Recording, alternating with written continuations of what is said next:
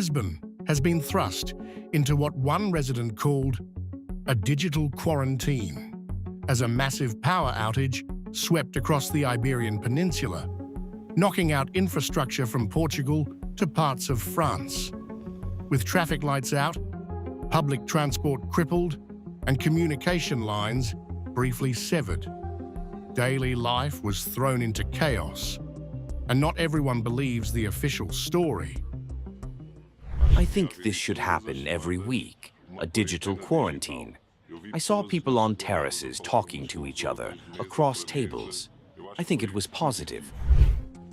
But the blackout wasn't just a throwback to simpler times.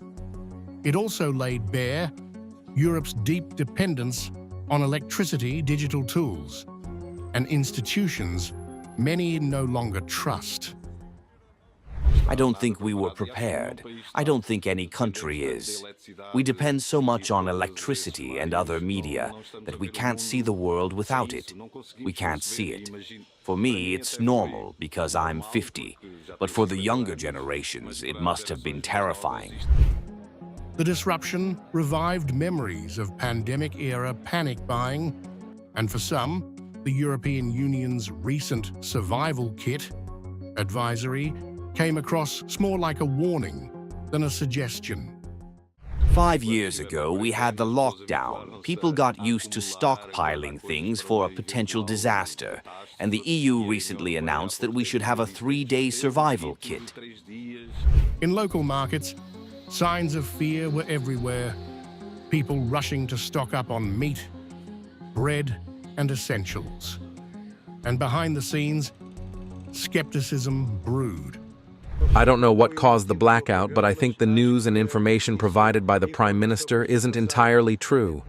For many, this blackout only reaffirmed how ill-prepared European societies are for real disruption, and how little faith remains in the continent's political leadership.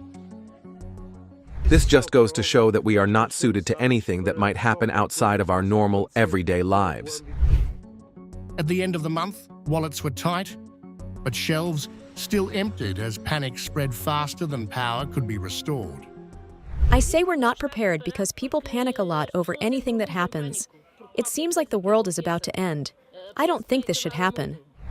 While power has been restored and the emergency lifted, the impact remains.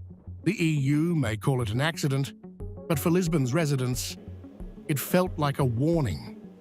And for many, trust in official narratives is running on backup power.